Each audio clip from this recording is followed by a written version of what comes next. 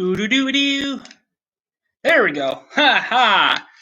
This is Thunderhead Pictures live stream on April 20th, if I'm not mistaken. Hey, my viewer disappeared.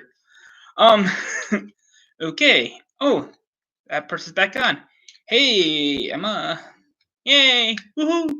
Sorry about being late on my live stream. I was busy getting my mail. So it does take a while to get mail.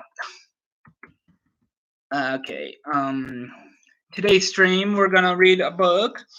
This beautiful, beautiful book by Marilyn Zimmer Bradley, The Colors of Space. You can't read it backwards. Unless you're really talented that we don't know about. Yeah, the stimulus checks are people should be getting. Yeah, some people that didn't file they have any just got started with payments and stuff. You might have to do the non-filing thing. Oh, where's my books? Oh yeah. Now I just stopped sitting on it. Yeah, these two books are the ones I published. Published. It's called My Story in Space. Paperback and hardcover and ebook versions are available on Lulu's website. Please go to Lulu's website. I get more funds out of that instead of the Amazon and Barnes and Noble. But if you want to purchase it, you can purchase on Amazon, Barnes and Noble. You the ebook version's on Nook, Apple, bookstore. Let's see here if I can remember. It's also on Kindle, and I think that's all. It's not available on Google Bookstore because for some reason Google it's not on Lulu.com's thing. So if you want it, I'm gonna put the link right in the chat bar. Let me see if I can get the link loaded. La la la la. Okay, here we go, Lulu.com. Load, you little rascal. I'm gonna give the the normal link. It goes right to Lulu.com, so you can spell Lulu right, guys. There.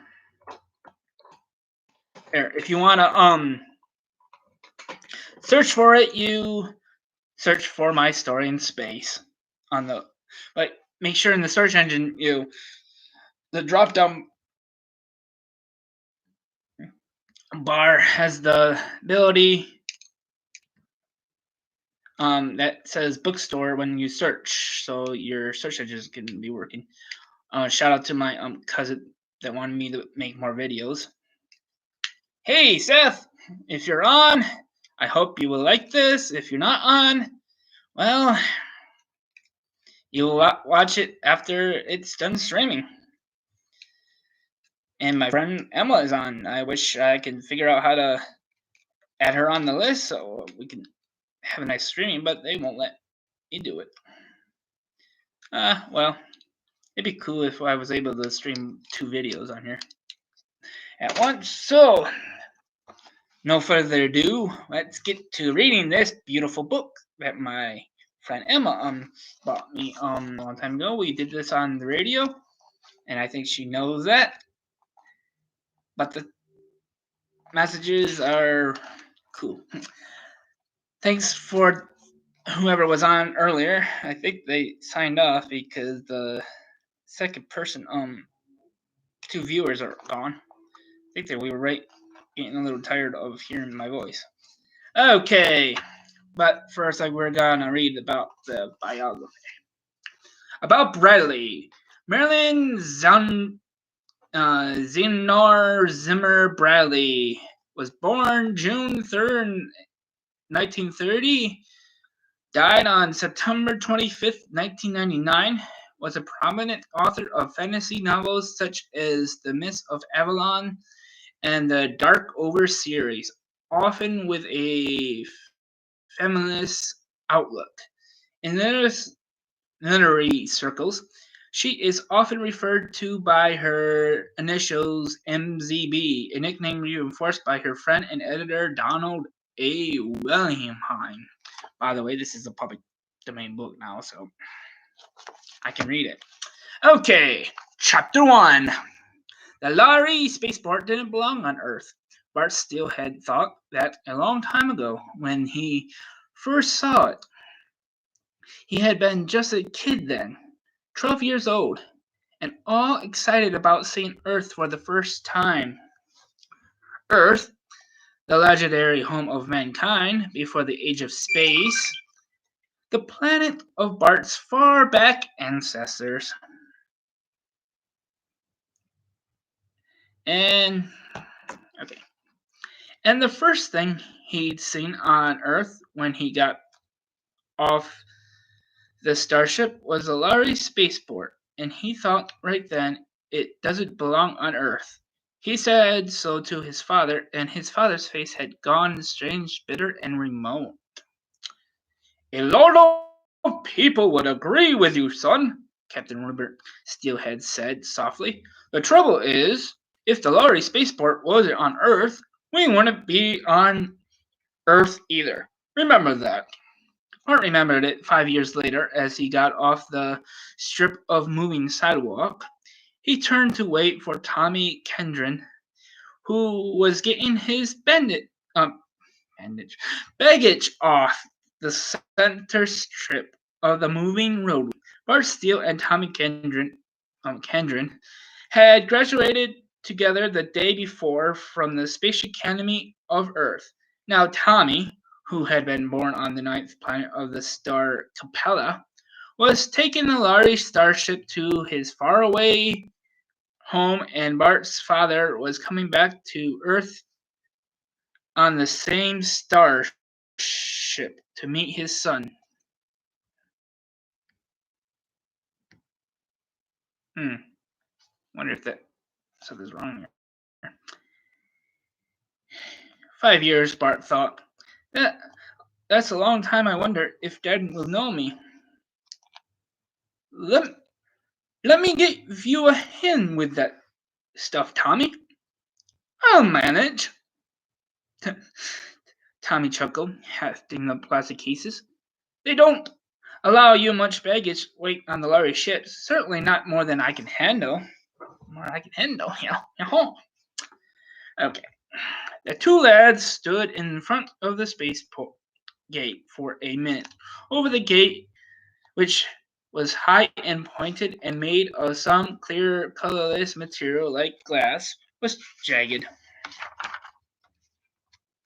Symbol resembling a flash of lightning, the sign in the Lowry language for the home world of the Lowry, they walked through the pointed glass gate and stood for a moment, by mutual consent, looking down over the vast expanse of the Lowry spaceport. This had once been a great desert. Now it was all now it was all floored in with some strange substance that was neither glass, metal, nor concrete. It looked like gleaming crystal, though it felt soft underfoot, and in the glare of the moon-day sun it gave back the glare in a million rainbow flashes. Tommy put his hand to up to his eyes to shield them. The Lowry must have funny eyes if they could stand all this glare. Inside the glass gate, a man in guard's uniform gave them each pair of dark glasses. Put them on now, boys, and don't look directly at the ship when it lands. Tommy hooked the earpieces of the dark glasses over his ears and sighed with relief. Bart frowned, but finally put them on. Bart's mother had been a Mentorian from the planet Mentor of the star Denab, 100 times brighter than the sun. Bart had her eyes, but Mentorians weren't popular on Earth, and Bart had learned to be quiet about his mother. Through the dark lenses, the glare was only a pale gleam. Far out in the very center of the spaceport, a high, clear glass skyscraper rose, catching the sunlight in the million colors. Around the building, small copters and rowboat cabs feared discharging passengers, and the moving sidewalks were crowded with people coming and going. Here and there in the crowd, standing out because of their height and silvery metallic cloaks they wore, were the strange figures of the Lhari. Well, well now, well, how about going down? Tommy glanced impatiently at his timepiece. Less than a half an hour before the starship touches down. All right, we could get a sidewalk over here. Reluctantly, Bart tore his eyes from the fascinating spectacle and followed Tommy stepping out onto one of the sidewalks.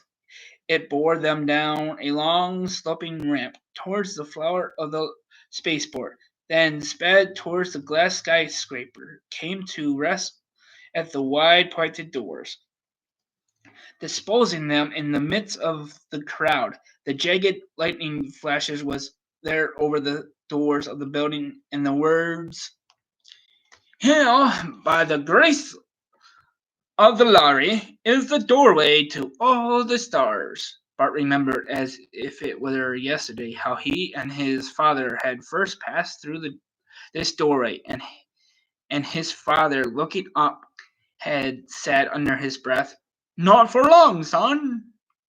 Someday men will have the doorway to the stars, and the Lhari won't be standing in the door." Inside the building, it was seamlessly bright. The high open rotunda was filled with immense mirrors and glass ramps, running up and down moving staircases, confusing signs, and flashing lights on tall, oddly shaped pillars. The place was crowded with men from all over the planet, but the dark glasses they all wore gave them a strange sort of family resemblance. Tommy said, "I'd better check my reservations." Bart nodded. "Meet you on the upper level later," he said, and got on the moving staircase that soared slowly upward, past level after level, toward the information desk located on the topmost mezzanine. The staircase, moving slowly, and Bart had plenty of time to see everything. On the step immediately in front of him, where was it? Two Lhari were standing, with their backs turned. They might almost have been men, unusually tall, unusually thin, but men. Then Bart amended that mentally. The Lhari had 2 arms, 2 legs, and a headpiece. They were that much like men. Their faces had 2 eyes, 2 ears, and a nose, and a mouth, all in right places. But the similarity ended there. They had skin of curious pale silvery gray, and pale, pure white hair rising in what looked like a feathery crest. The eyes were long and slanting, the forehead high and narrow, the nose delicately thin and chiseled with long vertical slits nostrils, the ears long, pointed, and lobulous. The mouth looked almost human, though the chin was abnormally pointed. The hands would almost have passed inspection as human hands, except for the long triangular nails curved over the fingertips like the claws of a cat. They wore skin-tight clothes of some metallic, silky stuff, and long, flowing, gleaming silvery capes. They looked unearthly, elfin, and strange, and in their own way they were beautiful. The two Lhari in the front of Bart had been talking softly in their fast trillings, but as the hum of the crowds on their upper level grows louder, they raised their voices, and Bart could hear what they were saying. He was a little surprised to find that he could still understand the Lhari language. He hadn't heard a word of it in years, not since his Mentorian mother died. The Lhari would never guess that he could understand their speech. Not one human in a million could speak or understand a dozen words of Lhari except the Mentorians. Do you really think that human, the first Larry spoke, the word as if it were a filthy insult, will have the temerity to come in by this ship? No reasonable being can tell what humans will do, said the second Larry. What? Then no reasonable being can tell what our own port authorities will do either. If the message had only reached us sooner, it would have been easier. Now, I suppose it will have to clear through a dozen officials and a dozen different kinds of formalities. The younger Larry sounded angry. And we have only a description, no name, nothing. Now, do they expect us to do anything under those conditions? What I can't understand is how it ever happened, or how the men managed to get away. What worries me is the possibility that he may have communicated with others we don't know about. Those bungling fools who let the first man get away can't even be sure. Do not speak of it here, said the old Larry sharply. There are Mentorians in the crowd who might understand us. He turned and looked straight at Bart, and Bart felt as if the slanted, strange eyes were looking at right through to his bones. The Larry said in universal, Who are you? Who are you, boy? What is your business here? Bart replied in the same language, politely. My father's coming in on this ship. I'm looking for the information desk. Up there, said the old Larry, pointing with the hand, and lost interest in Bart. He said to his companion in his own language, Always, I regret these episodes. I have no malice against humans. I suppose even this vegan that we are seeking has a young and a mate who will regret his loss. Then he should not have pried into Larry matters, said the younger Larry fiercely. If they'd killed him right away. The soaring staircase swooped up to the top level. The two Larrys stepped off and mingled swiftly with the crowd, being lost to sight. Bart whistled in dismay as he got off and turned towards the information desk. A vegan. Some poor guy from his own planet was in trouble with the Lhari.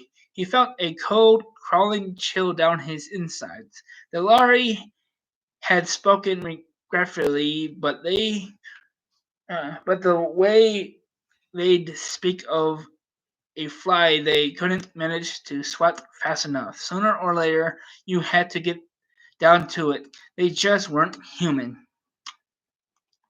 Here on Earth, nothing much could happen, of course. They wouldn't let the Lhari hurt anyone. Then Bart remembered his course in universal law. The Lhari spaceport in every system by treaty was Lhari territory. Once you walk beneath the lightning flash sign, the authority of the planet ceased to function. You might as well be on that unbelievable remote world in another galaxy that was the Lhari's home world. That world no human had ever seen on a Lhari spaceport or on the Lhari ship. You were under the jurisdiction of Lhari law. Tommy stepped off a moving stair and joined him. The ship's on time. It reported past Luna City a few minutes ago. I'm thirsty. How about a drink? There was a refreshment stand on this level and debated briefly between orange juice and a drink with a Larry's name that meant simply cold sweet, and finally decided to try it. The name proved descriptive. It was very cold, very sweet, and indescribable delicious. Does this come from the Larry world, I wonder? I imagine it's synthetic, Bart said. I suppose it won't hurt us. Barton laughed. He wouldn't serve it to us if it would. No man and Larry are alike in lots of ways. They breathe the same air, eat some same food. Their bodies were adjusted to about the same gravity. They have the same body chemistry. In fact, you couldn't tell the Larry's blood from human, even under a microscope.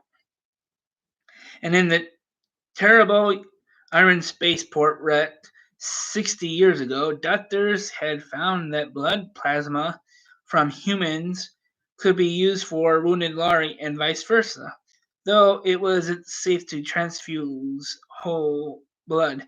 But then, even among humans, there were five blood types, and yet, for all their likeness, they were different. Bart sipped the cold Laurie drink, seeing himself in the mirror behind the refreshment stand, a tall teen anger, looking older than his 17 years.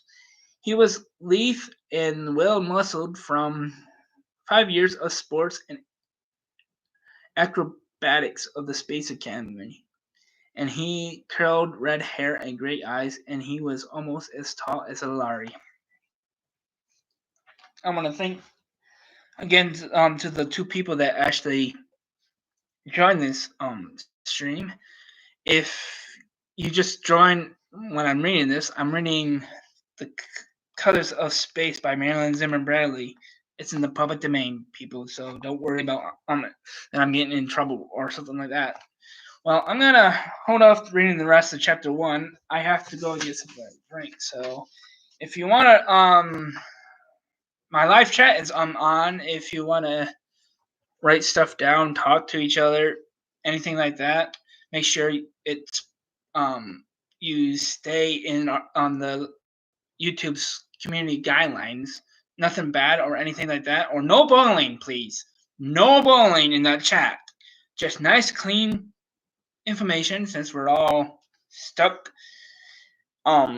inside, tackling at my mom's apartment to use the internet since I don't have it. I'll be right back. I'm gonna keep the stream going since I don't have a way to pause it. And hey, Emma, how are you? I hope you're enjoying the stream. Who else is on? I can't tell because they don't tell me everybody's names.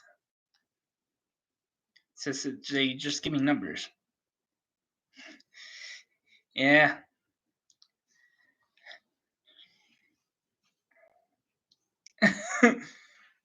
Yes, Emma, it's good that you're enjoying the stream. Give it a thumbs up if you like it. If people can still do it. Oh, they do have a pers. It's, I guess it's only me and Emma. It says on here. The participations. You make me smile. Yeah, I'll be right back. I have to get something to drink. I'm off to get um,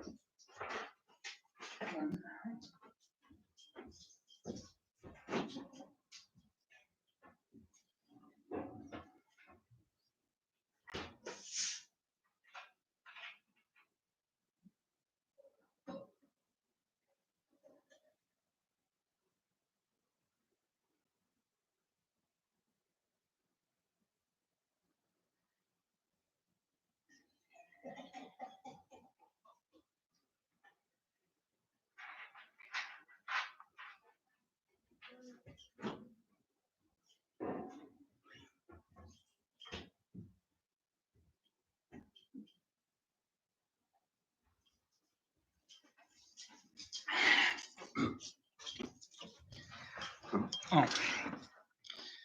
Birds of kids having fun on this. Yes. Birds of kids say what? Okay. Yeah.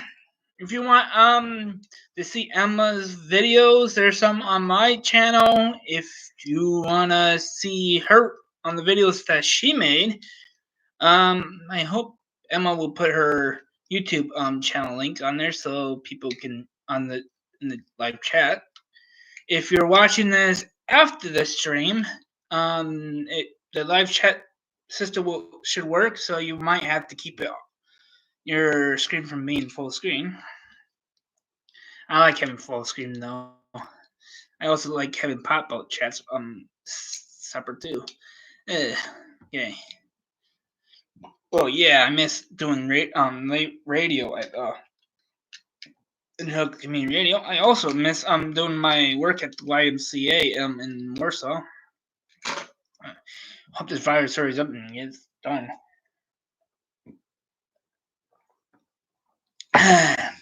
Caffeine to keep me awake. Just again, you can get these on Lulu.com, Amazon, Barnes and Noble.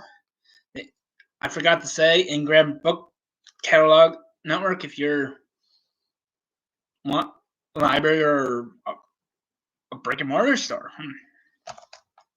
Ooh, thank you to the person that the next person that came on. There's like 3 viewers now, it says on my nice top list. If you want to know, we're rating the Colors of Space. Me and my friend Emma that is in the chat right now read this before on Angelica Community Radio. So it's not surprising that I'm reading again. Let me see here. Okay, now I'm gonna finish starting reading again. I'm on page 8 on this book here.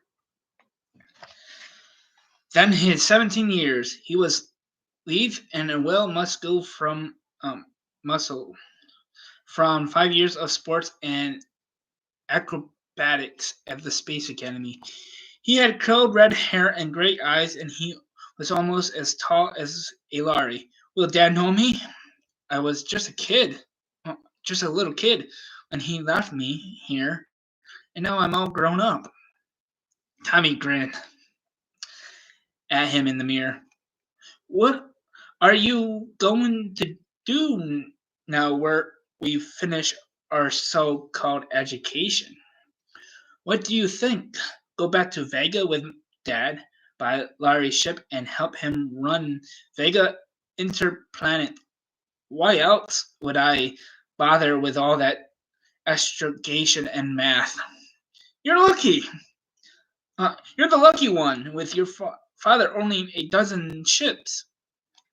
He must be almost as rich as the Larry. Bart shook his head. It's not that easy. Space travel inside a system these days is small stuff. All the real travel and shipping goes to the Larry ships.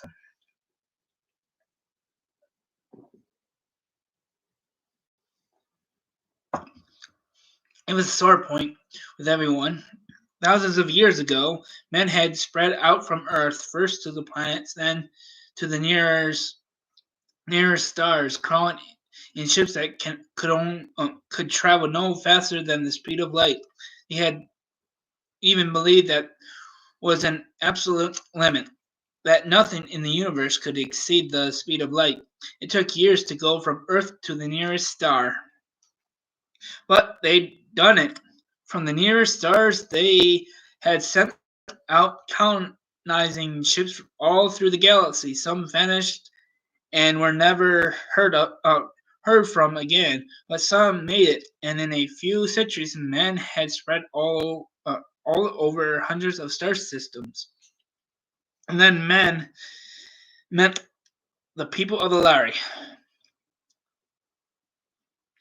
It was a big universe with specialists, millions of stars, and plenty of room for more than two intelligent civilizations. It wasn't surprising that the Lari, who had only been traveling space for a couple of thousand years themselves, had never come across humans before, but they had been delighted to meet another intelligent race, and it was extremely profitable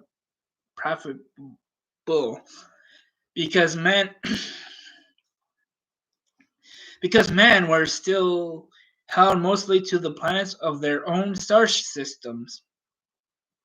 Ships traveling between the stars by light drive were rare and ruinously expensive, but the Lari had the warp drive, and almost overnight the whole picture changed. By warp drive, hundreds of times faster than light at peak, the years-long trip between Vega and Earth, for instance, was reduced to about 3 months, at a price anyone could pay. Mankind could trade and travel all over their galaxy, but they didn't it on Lari ships. The Lari had an absolute, unbreakable monopoly on star travel. That's what hurts, Tommy said. It wouldn't do us any good to have the star drive. Humans can't send faster than light travel except in coastly. Martin nodded. The larger ships traveled at normal speeds like the regular planetary ships inside each star system.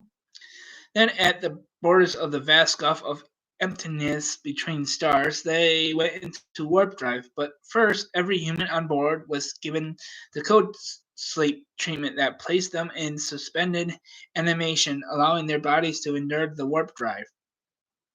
He finished his drink. The increasing bustle in the crowds below them told him that the time must be getting short. A tall and impressive looking Lhari strode through the crowd, followed at a respectful distance by two Mentorians, tall, red-headed humans wearing metallic cloaks like those of the Lhari. Tommy nudged Bart, his face bitter. Look at those lousy Mentorians. How can they do it? Fawning upon the Lhari that way. Yet they're as human as we are. Slaves of the Lhari. But felt the involuntary surge of anger instantly controlled. It's not that way at all. My mother was a Mentorian, remember? She made cruises on the Lhari ship before she married my father. Tommy sighed. I guess I'm just jealous. To think the Mentorians can sign on the Lhari ship as crew while you and I will never pilot a ship between the stars. What did she do? She was a mathematician. Before the Lhari met up with men, they used a system of mathematics as clumsy as the old Roman numerals. You have to admire them when you realize that they learned stellar navigation with their old system. Now, most ships use human math now, and of course, you know their eyes aren't like ours. Among other things, they're colorblind. They see everything in shades of black or white or gray. So they found out that humans aboard their ships were useful. You remember how humans in the early days in space used certain birds who were more sensitive to impure air than they were. When the birds keeled over, they could tell it was time for humans to start looking over the air systems. The Lari use Mentorians to identify colors for them, and since Mentors was the first planet, Mentor was the first planet of humans that the Lari had contact with, they've always been closer to them.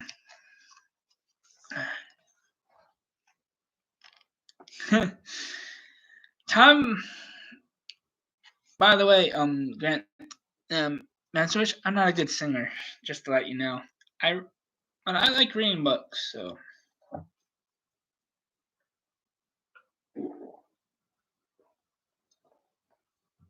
yeah, good.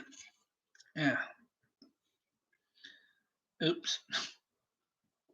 Time I looked after the two Mentorians originally.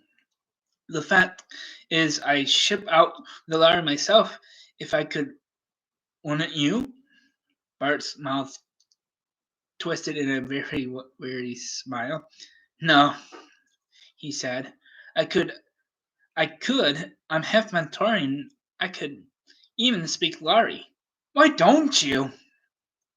I would. Oh no, you wouldn't, Bart said softly.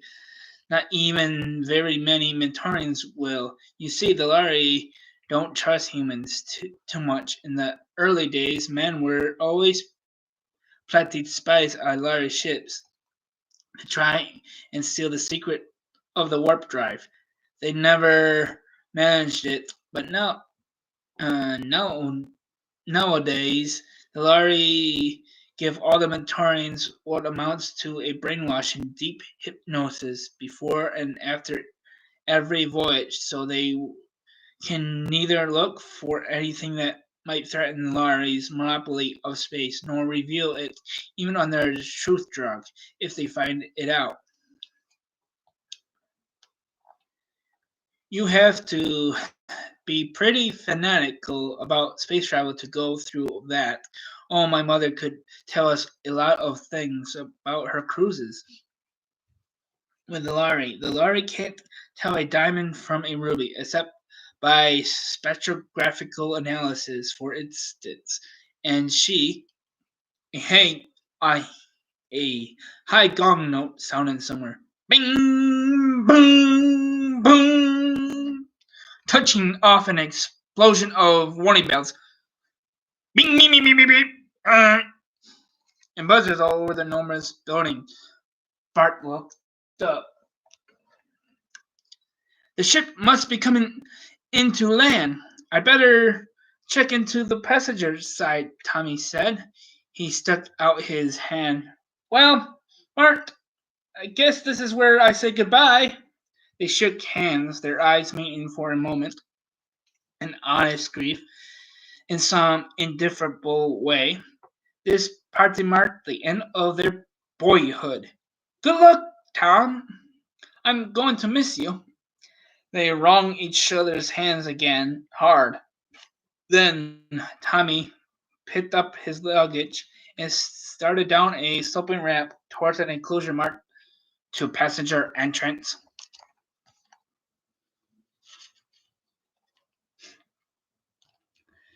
Warning bells rang again. The glare intensified until the glow in the sky was unendurable. But Bart looked anyhow, making out the strange shape of the Lhari ship from the stars. It was huge and strange, glowing with colors Bart had never seen before. It settled down slowly, softly, enormous, silent, vibrating, glowing, then swiftly fading to white, hot, gleaming blue.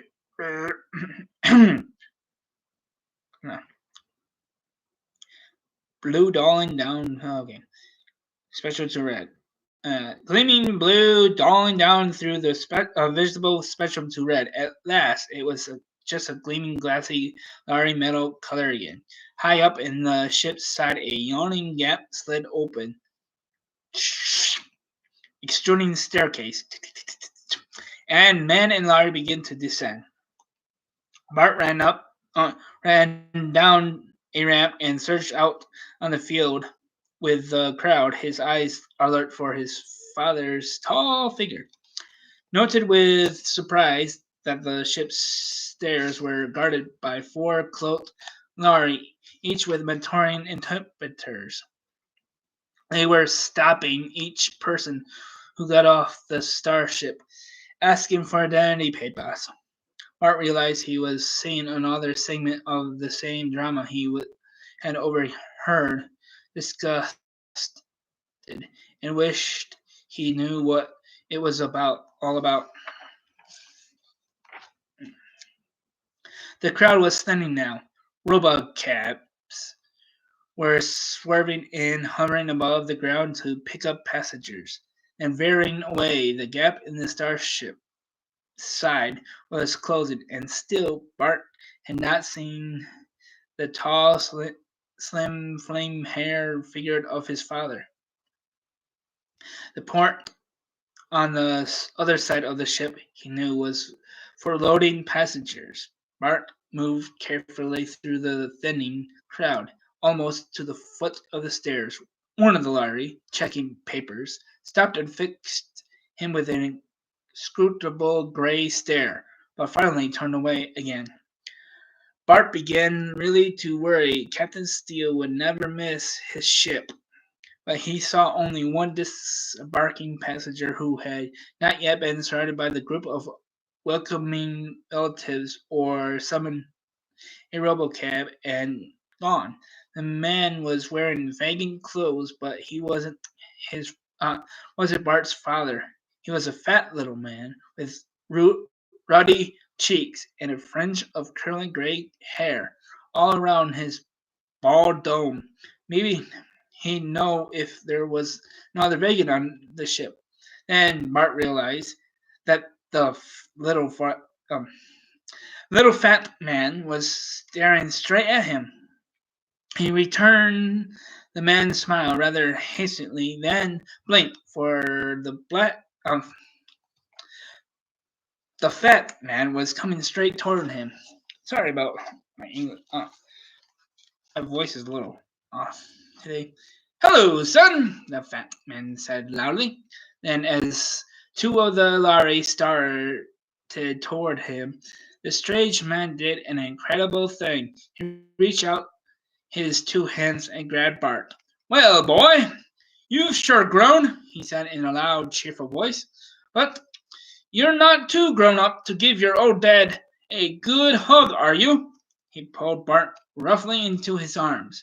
Bart started to pull away, and stammered that the fat man had made a mistake, but the pudgy hand gripped his wrist and unexpectedly straight.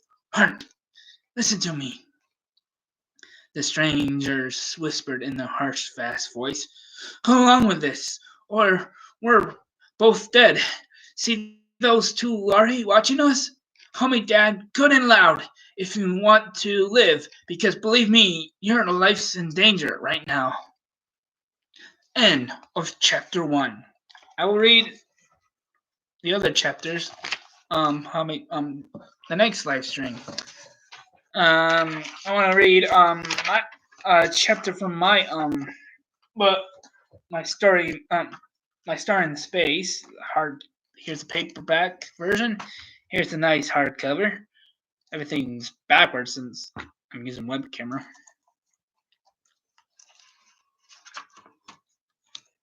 My Story in Space by Joseph Rice. Chapter 1. I woke up on a beautiful Sunday morning, just before sunrise. I got out of bed and went to my window. I looked outside and saw a lot of people out of work. It's been happening lately on Planet Peanut because there was no money to pay for the workers to plant peanuts and other plants. Our government uses all our money just to keep the lights on and keep us from freezing to death in the winter. The planet is called Peanut, like I mentioned earlier, but the info of the planet you don't know about. The size is 7,926 miles or 12,756 kilometers in diameter. One ocean called the P, and our main city is the City of Glass that is made up of titanium and glass. The skyscrapers are 829.8 meters or 2,722 feet high. I live on a planet that is in the Witch Head Nebula. We like it here so much to ever leave it. We also have a portal on this planet, so we go to other planets. But we used to use our ships to go from planet to planet. When the War of 1812 came, we lost all of them, and lost lots of good men and women. We used our ships so long we forgot the gate address to any planet, and we never used it before. My name is Dane Barton, and this is my story. If you want to read the rest of it, go buy it on Amazon, Barnes and Noble, In Grand Book Catalog, and Lulu.com. The link to Lulu.com is in the live chat. So, somebody wanted me to sing on here. I'm not told everybody that I'm not a good singer, so I'm gonna look up a good song to sing that I'm able to sing. Let's see here.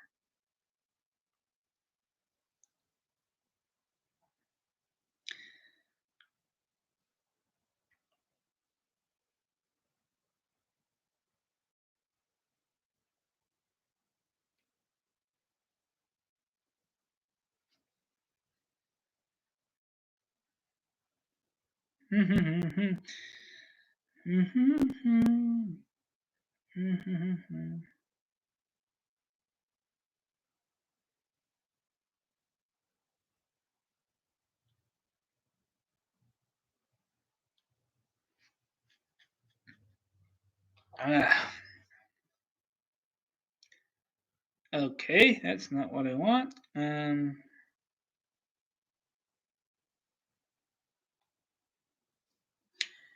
Amazing grace, how sweet the sound that saved a wretch like me.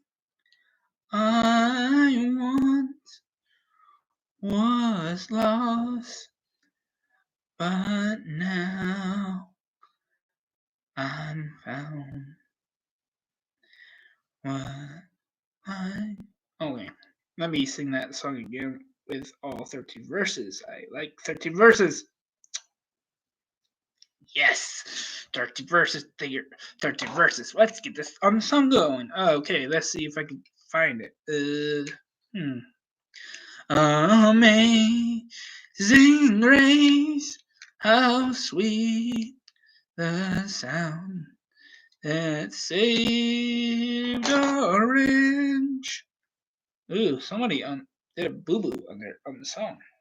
Like me, I once was lost, but now am found. Was blind, but now I see.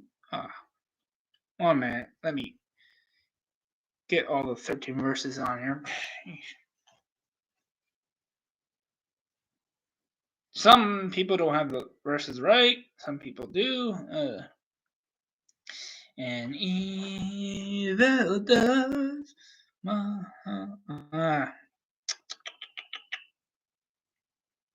Let's see if that works.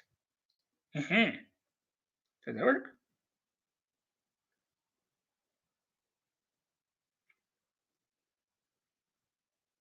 I'm just gonna read what they did on Godvine here. Through many dangers, toils, and snares, I have already come. 'Tis grace hath brought me safe thus far, and grace will lead me home. Yeah, that is not the song. All 13 verses. For some reason they don't have all 13 verses on these things. Man, I thought someone would have all 13 verses in order. There.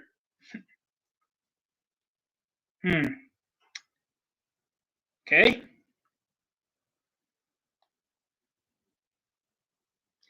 I'm singing in harmony. Thanks, Emma.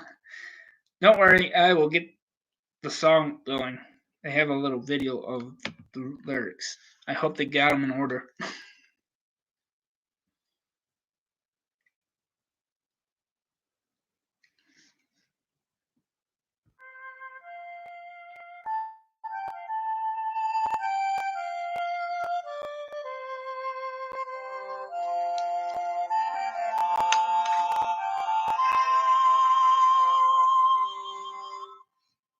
Amazing grace, how sweet the sound that saved a wretch like me. I once was lost, but now I'm found. Was blind, but now I see. In evil long I took delight, on my shame or fear, till a new object met my sight, and stopped my wild career. I saw one hanging on a tree in Agnes and blood, who had fixed his languor's eyes on me, as near his cross I stood. Sure never till my latest breath can I forget that look. It seemed to charge me with his death, though not a word he spoke. My conscience owned and felt the guilt, and plunged me in despair. I saw my sins as blood has shed, and helped to nail him there. Alas, I knew not what I did, but all my tears were vain. Where could my trembling soul be hid? For I the Lord had slain.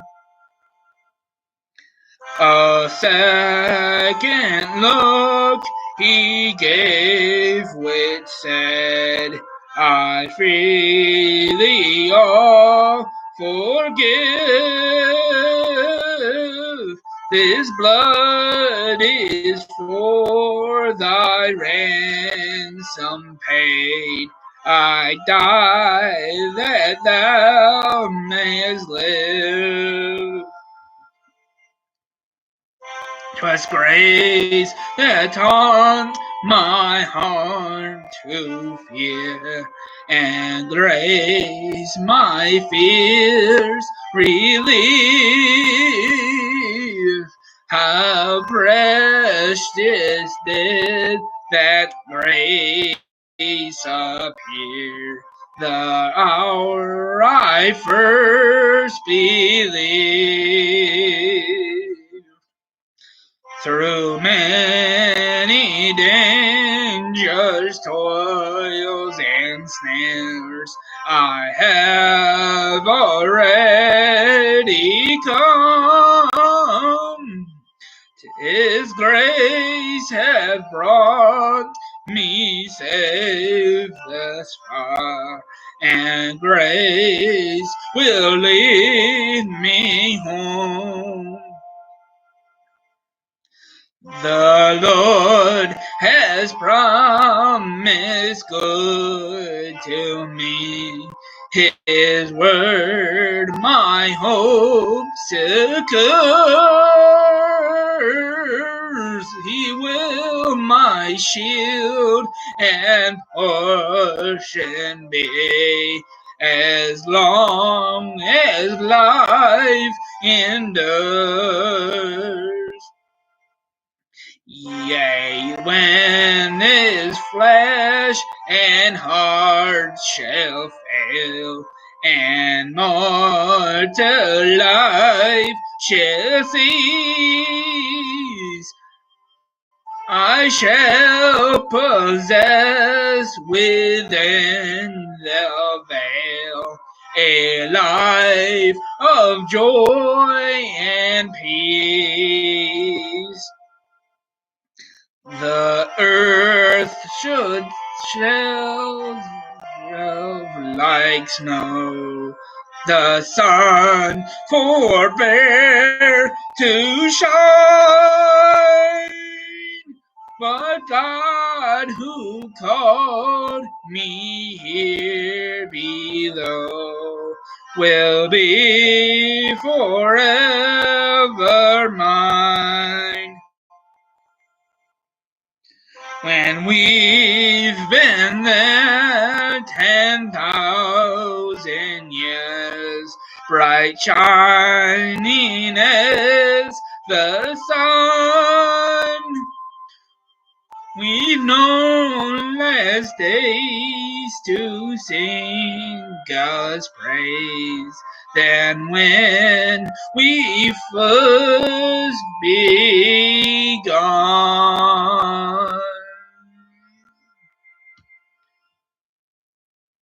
John 3:16. For God so loved the world that he gave his only begotten Son, that whosoever believe on his name should not perish, but have everlasting life. Okay. Now we have to find some other songs here. You raise me up when I am awesome wonder.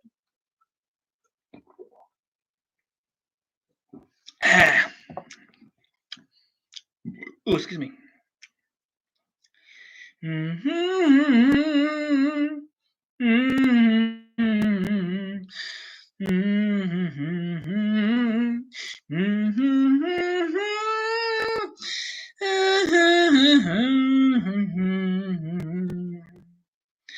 You raise me up when I am awesome wonder.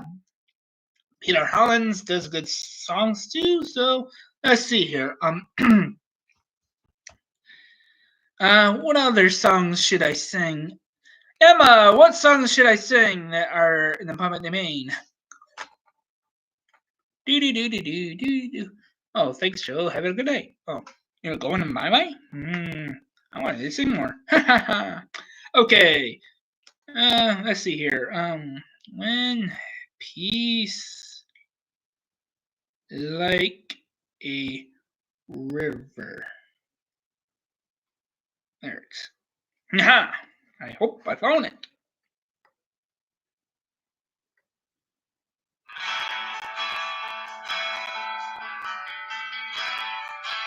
I don't even know if this has it.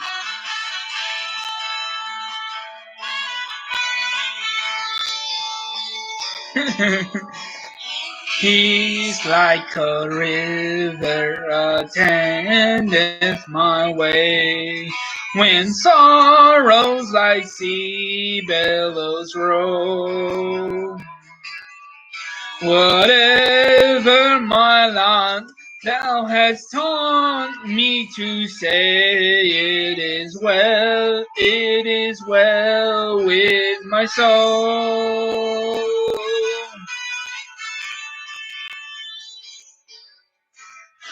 Satan shall buffet, though trial shall come, that blessed insurance control. that Christ hath regarded my helpless estate, and hath shed his own blood for my soul. It is well with my soul, with my soul. It is well with my soul. Greater love has no one than his that he laid down his life for his friends. John 15:13.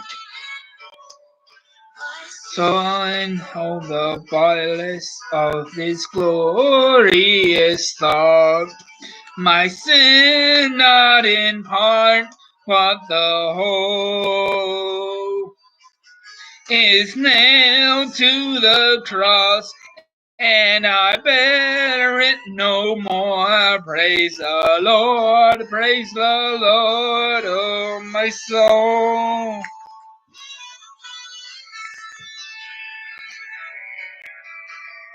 Lord, haste the day when my face shall be sight, the clouds be rolled back as a scroll.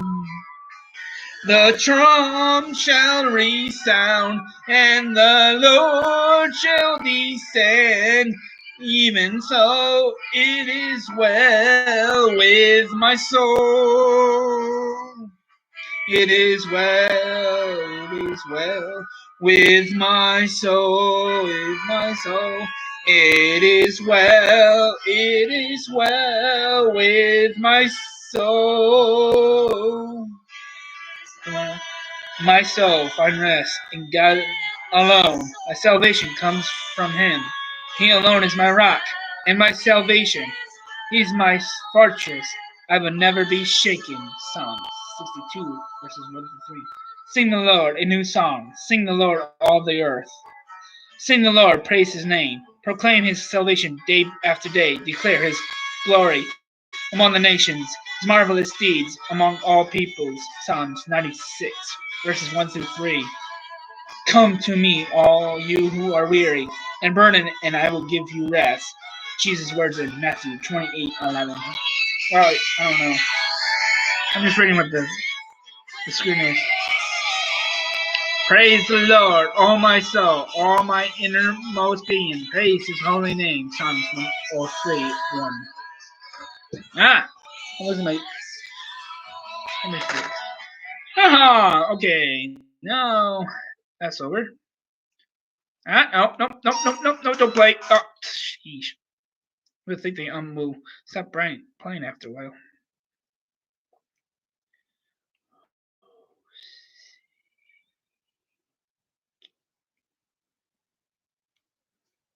Let's see here. Oh, okay. I hope this works.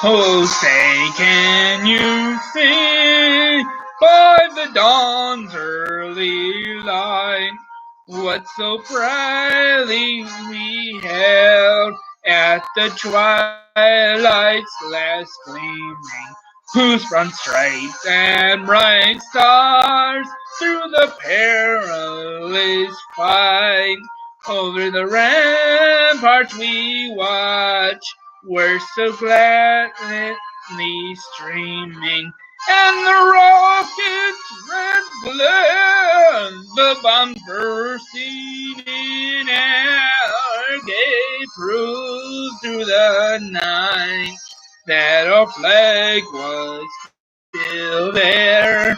Oh, say does that star-spangled banner yet wave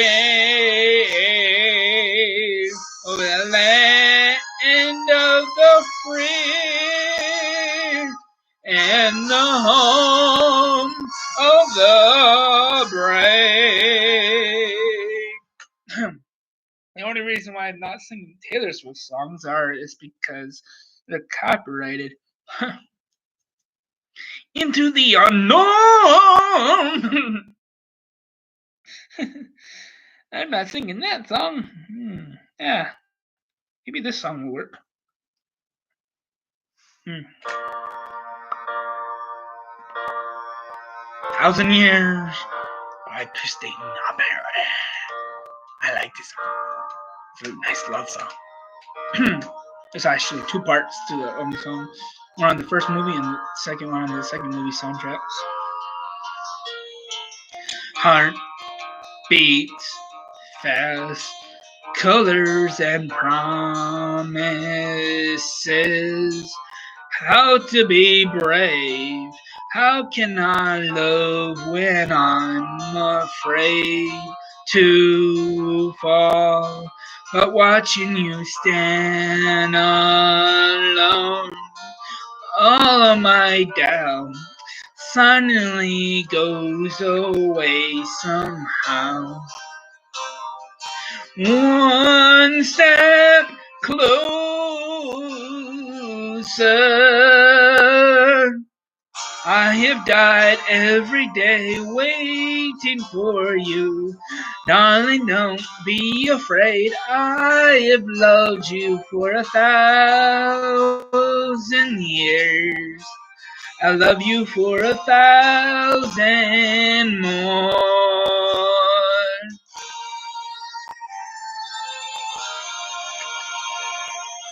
Time stands still, beauty in all she is. I will be brave.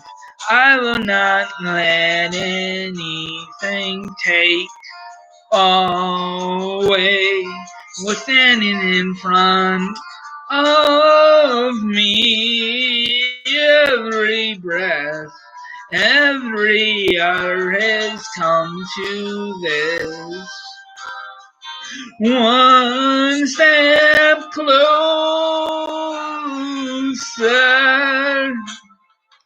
I have died every day waiting for you. Darling, don't be afraid. I have loved you for 1,000 years. I love you for 1,000 more. All along I believe I would find you. Time has brought your heart to me. I have loved you for 1,000 years. I love you for 1,000 more.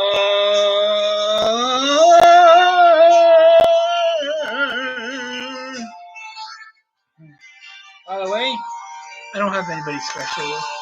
Try to find one, but eh.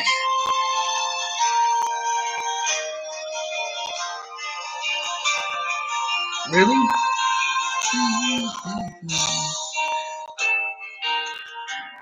One step closer.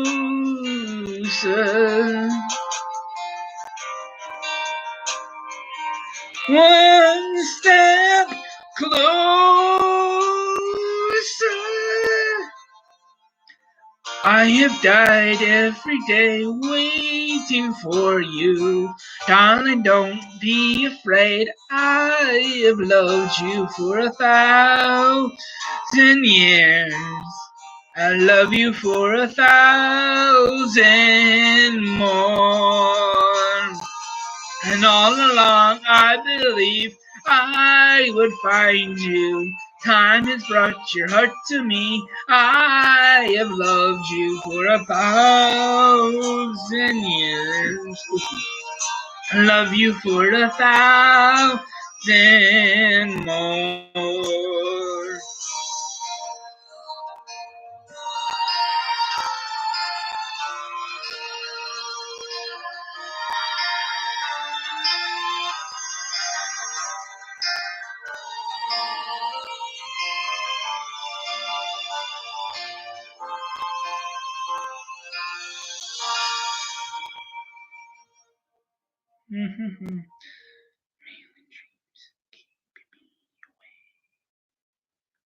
Hey.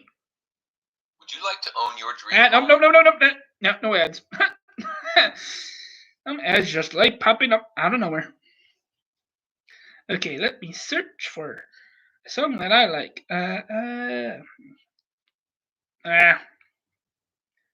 I can only imagine. I can only imagine. Man, my voice is losing. Hey, stop doing that.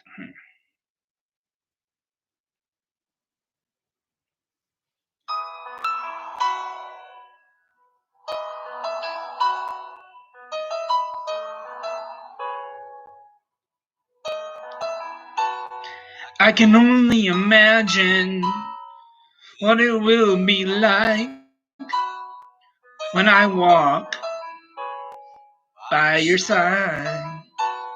I can only imagine what my eyes will see when your face is before me. I can only imagine. Yeah. Surrounded by your glory, what will my heart feel? Will I dance for you, Jesus? Or in all of you be still? Will I stand in your presence? Or to me will I fall? Will I sing hallelujah? Will I be able to speak it all? I can only imagine. I can only imagine. I can only imagine when that day will come and I find myself standing in the sun. I can only imagine when all I will do is forever worship you. I can only imagine, yeah. I can only imagine. Surrounded by your glory, what will my heart feel? Will I dance for you, Jesus? Or will all you be still? Will I stand in your presence? Or to my knees, or will I fall? Will I sing hallelujah? Will I be able to speak it all? I can only imagine. Yeah, I can only imagine. Surrounded by your glory, what will my heart feel? Will I dance for you, Jesus?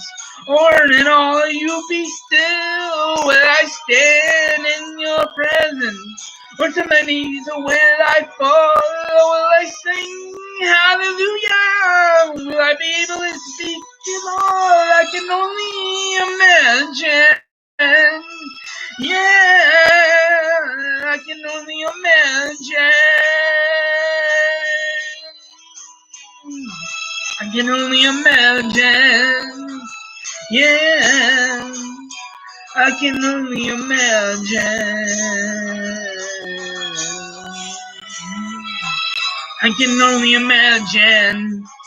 Yeah, I can only imagine.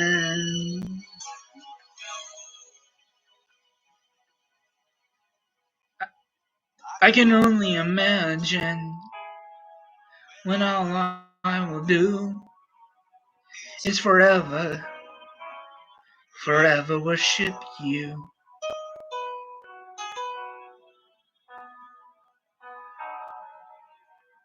I can only imagine.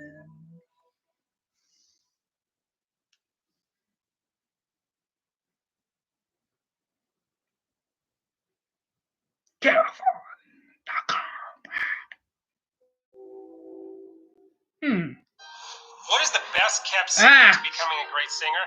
Stupid thing. I just wish that thing stops putting on the. Okay. What's next?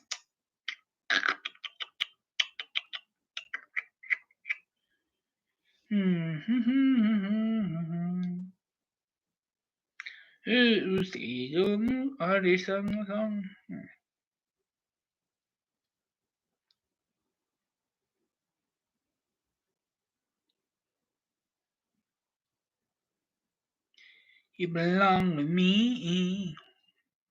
Our song, shake it off, shake it off. Sparks fly. Love you like a love song, baby. Never, ever get bad together. You go talk to your friends, talk to my friends, talk to me. Oh, we are never, ever getting bad together. December.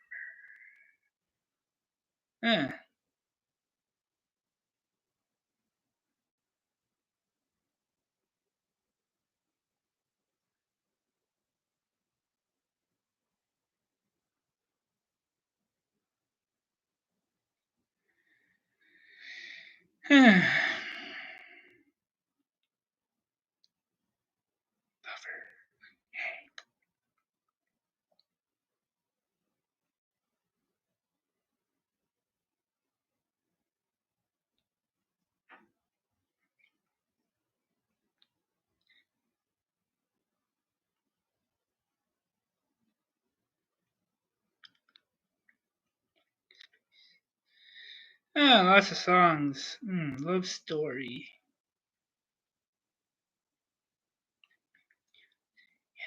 Me, oh, do. Man. Bounty triple roll, our longest lasting. Okay, that was not what I want.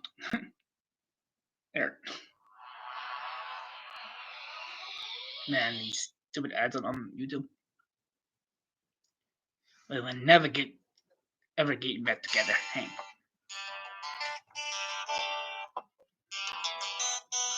Remember when we broke up the first time, saying this is enough? Cause like never seen in a month. When you said you needed space, what? Then you come around and say, baby, I miss you. I swear I'm gonna change. Trust me. Remember how that lasted for a day? I say I hate you. We break up. I call you. We called it off again last night, but this time I'm telling you, we are never, ever, ever getting back together. We are never, ever, ever getting back together. You go talk to your friends, talk to my friends, talk to me. But we are never, ever, ever getting back together. Like ever. I'm really gotta miss you, picket fights, and me, and falling for it, screaming when that was right, and you wouldn't hide away the peace of mind with some indie record that's much cooler than mine. Ooh, you call me up again tonight, but this time I'm telling you, we are never ever getting back together. We are never, ever, ever getting back together. You go talk to your friends, talk to my friends, talk to me. But we are never, ever, ever, ever getting back together.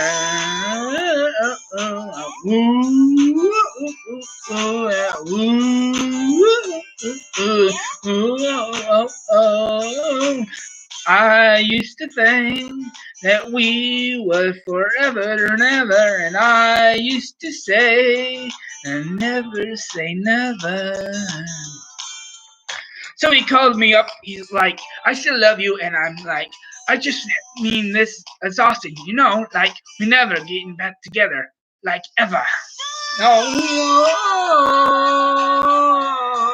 getting back together, we are never, ever, ever in bed together. You go talk to your friends, talk to my friends, talk to me. But we are never, ever, ever in bed together. Okay, I'm tired. Ah, aha, let it go. Hey, you people, I don't want this commercial.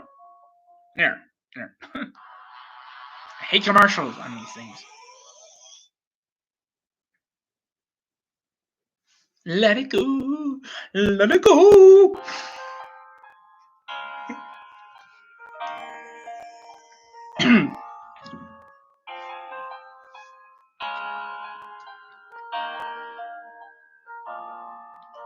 The snow glows white on the mountain night, not a footprint to be seen.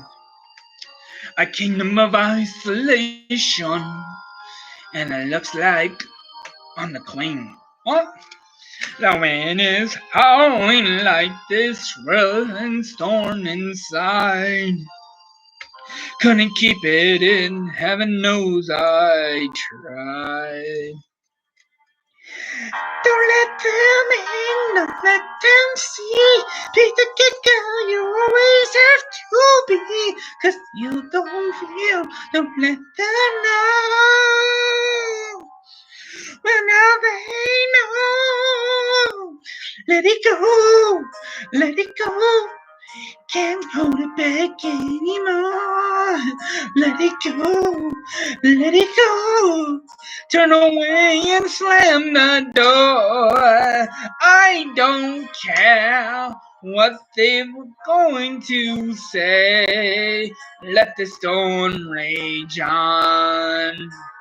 The cold never bothered me anyway.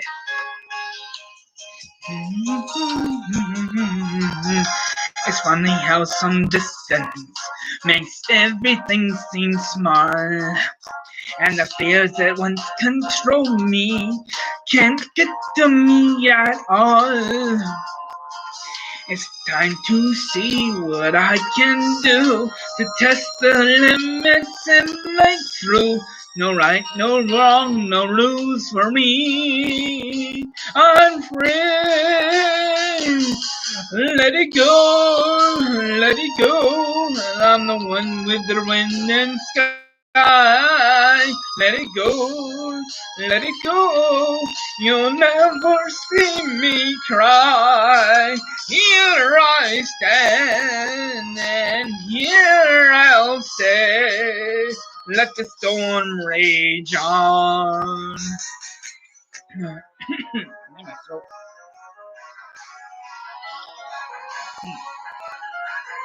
My power flurries through the air into the ground. My soul in spiraling in frozen fractals all around. And one thought crystallizes like an icy blast. I'm never going back. The past is in the past. Let it go, let it go, and I rise like a break of dawn. Let it go, let it go, that perfect girl is gone.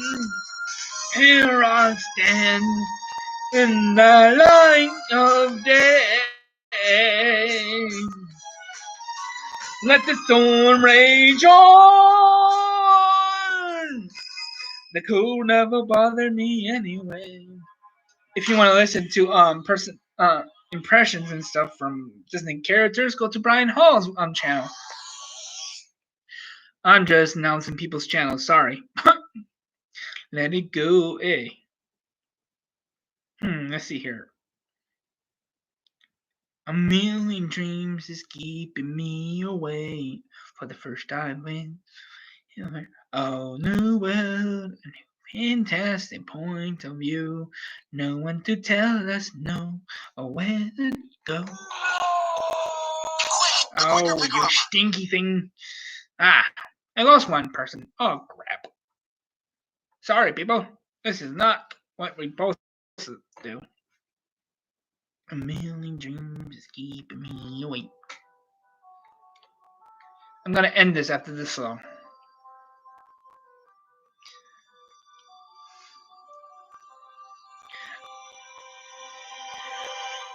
I close my eyes and I can see a world that's waiting up for me that I call my own. Through the dark, through the door, through where no one's been before, but it feels like home. They can say it all sounds crazy. They can say I've lost my mind. I don't care, so call me crazy. We can live in the world that we design. 'Cause every night I lie in bed, the brightest colors fill my head. A million dreams are keeping me awake. I think of what the world could be, a vision of the one I see. A million dreams is all it's gonna take.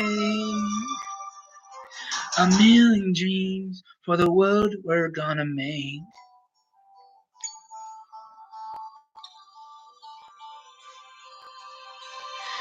There's a house we can build.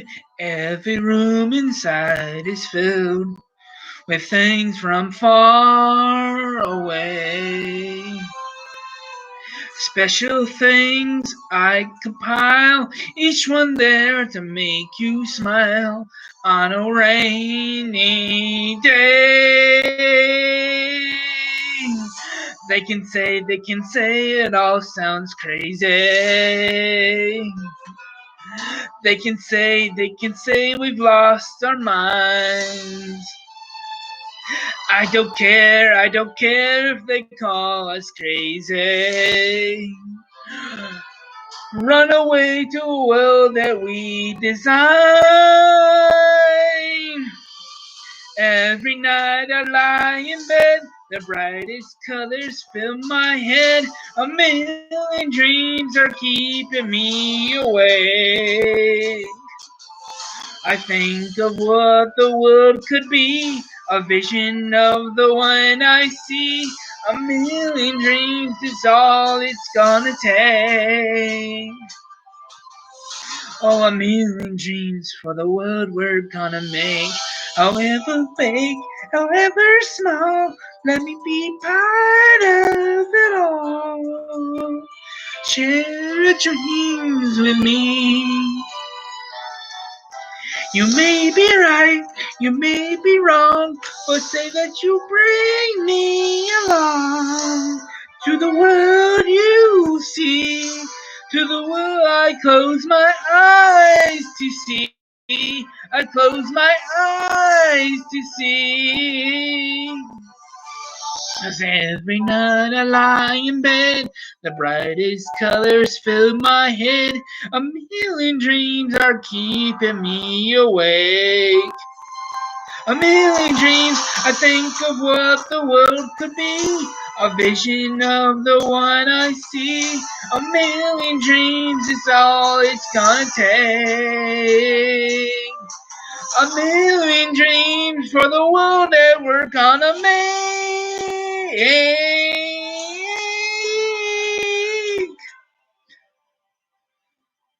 For the world we're gonna make.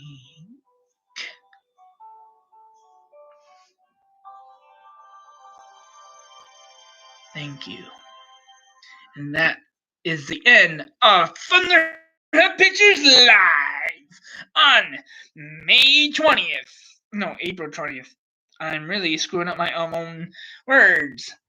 This is Thunderhead Pictures. Come back next time for the Pillars of Space Chapter 2. Yeah, we have more chapters on that thing. And if you want to buy my books, here they are. It's on Amazon.com, BarnesandNoble.com, on Kindle, Apple Apple Bookstore. I already said that. Nook on the Nook store on the Barnes and Noble's website, and there's another website I don't know the name of, and it's on Ludo.com. All these books, and it's on Ingram Book Catalog. This is Thunderhead Pictures. You've been caught in the storm. Bye. Hope you enjoy this very nice broadcast. Come back next time for more adventures. What's up, Doc? Yes, I do want to end this.